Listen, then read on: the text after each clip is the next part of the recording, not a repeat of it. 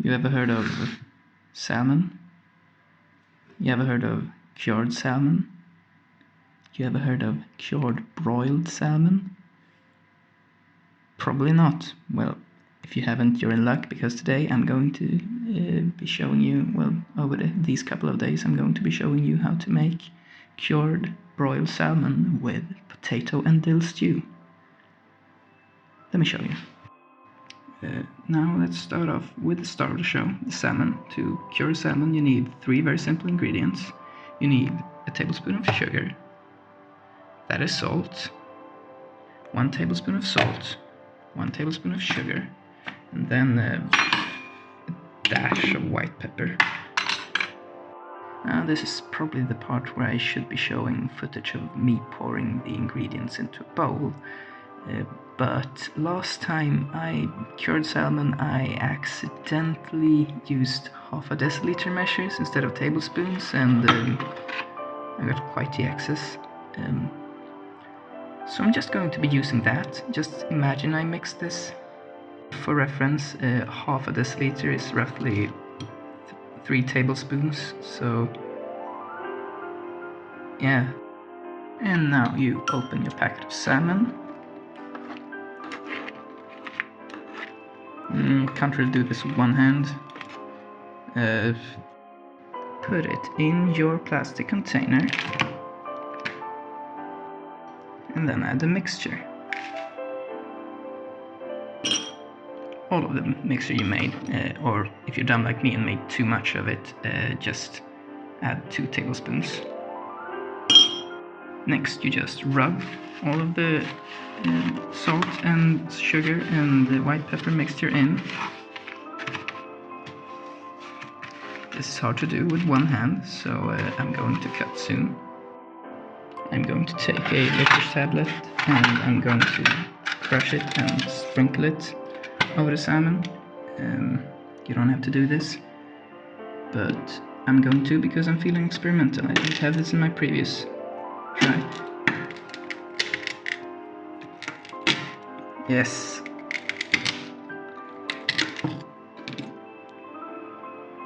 Good enough.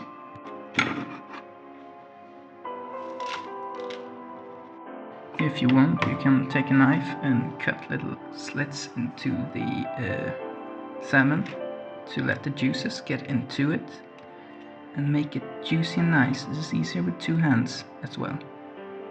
And now you put a lid on the container, then you take it and chuck it into the fridge.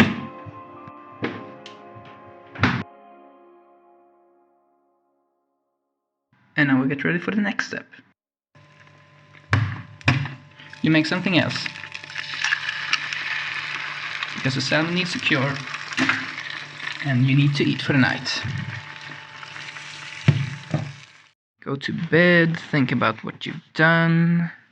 Maybe I should get a mortar and pestle so I don't have to damage the knife whenever I chop licorice. The next day you take out the salmon, open it up, and then flip it.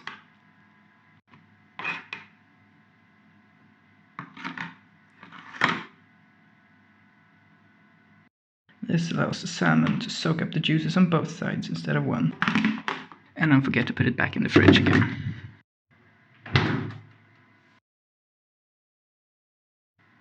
And then you make another meal, because it's supposed to cure for 2 days. Stare at the window. Contemplate. Why is it raining in January? Where's the snow? I haven't written any music in so long. If the salmon turns out bad, I'm not refilming this. Take a shower. Be clean. You're essentially putting raw salmon in the fridge for 2 days, so good hygiene is to recommend. Realize midway through the editing process that you never actually recorded yourself saying or implying that the next set of steps take place on the day after. But for some goddamn reason you recorded this. Enter the forbidden room. They always watch you. Going out with friends.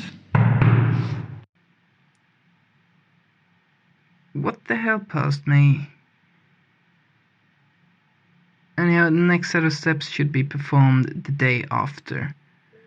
Now let's move on to the stew part, for which you will need potatoes, flour, salt, butter, milk, potatoes, butter, flour, salt, milk, white pepper, cheese, and of course dill.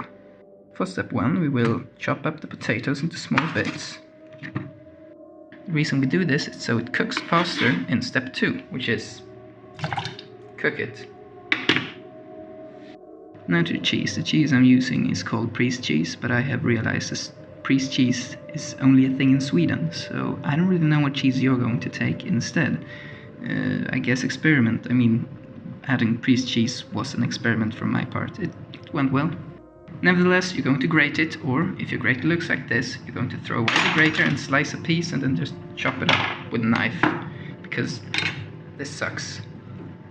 Take about this much cheese and chop it up.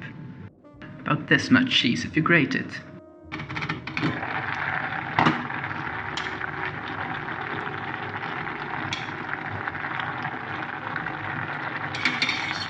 Not yet.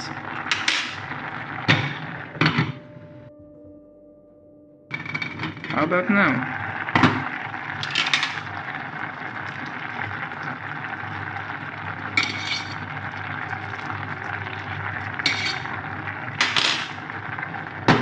That's fine. It's okay if it's not completely cooked through, it's going to cook a bit in the stew as well. Now it's time to make the stew base. You take about this much butter. I don't really know, I'm just improvising. And then you take about a teaspoon of flour. And then, why did I even take the spatula? That wasn't intended. I was supposed to take this thing. I think we could do with some more of this. This is why I don't like this spatula. About this much more butter. And then another teaspoon. Where'd a teaspoon go? Found little bastard. About this much, maybe? We could take it a little more. There. Yes. This is good. And now the milk.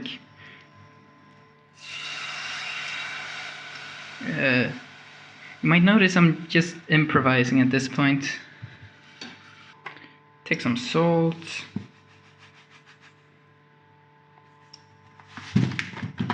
Some white pepper. A little more. Just a little bit more milk. And then let's take some dill. Not just some. Boatload of it. As much as you can get. Even more. There. Not enough. There. This is better. And now we add the potatoes. And the cheese. Switch this up with something better. Like a fork. And then you just stir it all around. And preferably use your other hand. There, get it all just covered up. All the potatoes covered in the goop. And then put a lid on it. And let's move on to the fun part. It's time. Take out the salmon. Put the pan on the highest setting. Put your fan to the max. And if you don't have a powerful enough fan, open the door. You're gonna need it. Take the butter. Put it back in the fridge. Because we're playing dangerous now. And now you take the salmon and you put it in.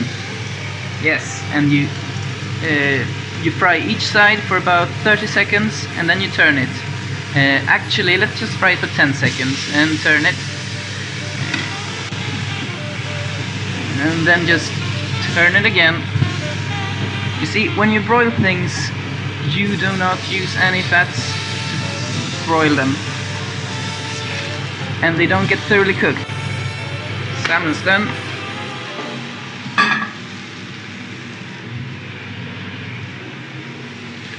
Put it on the plate. Stew and pour it up. This should be good. You can turn off the fan now. This looks kinda gross. And that's because we don't have any greens. Or oranges in this case. Pick the greens of your choice. I'm going for carrots, corns and peas. But you can of course pick whichever greens you prefer. Oh cool, squares. You can do this while you're waiting for the stew to be done, or as I do, after the potatoes are done, because I only have one pot. See, not only are vegetables healthy, they're also aesthetically pleasing. It's a little better. May I overdone the salmon a little bit? Maybe you should get on the pan on a slightly lower setting. Now get out your bottle of Julmus, the only acceptable soda.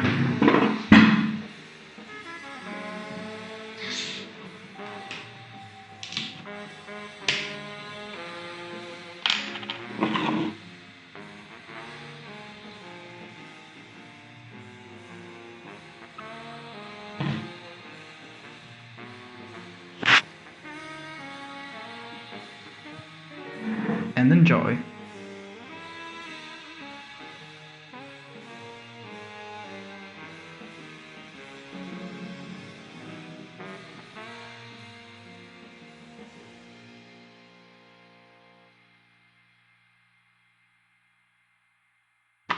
Okay, so final thoughts.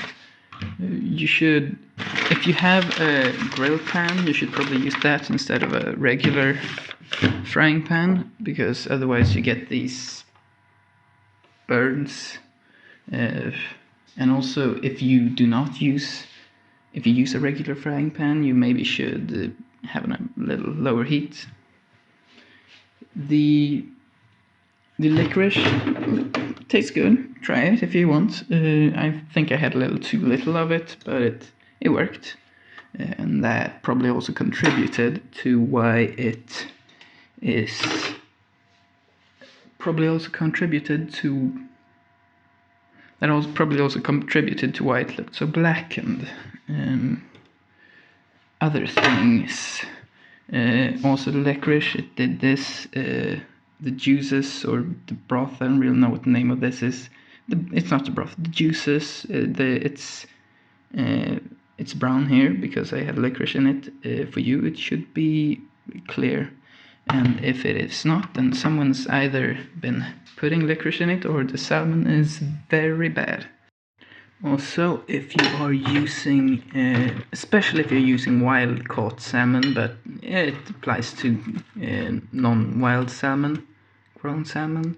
I don't know what the term is. Anyhow, you should probably also freeze it if it's not already frozen to kill off any parasites that might live in it, because that is not uncommon, what I understand. I try my best to not get parasites from things I eat, and like freezing down the salmon is not that much of an extra work. So do that. Oh, and also, if you want to just make the cured salmon without any stew or any broiling or anything like that, that's also good. It makes a good sandwich. Put some dill on it. It gets better, or licorice, but you probably prefer it with dill.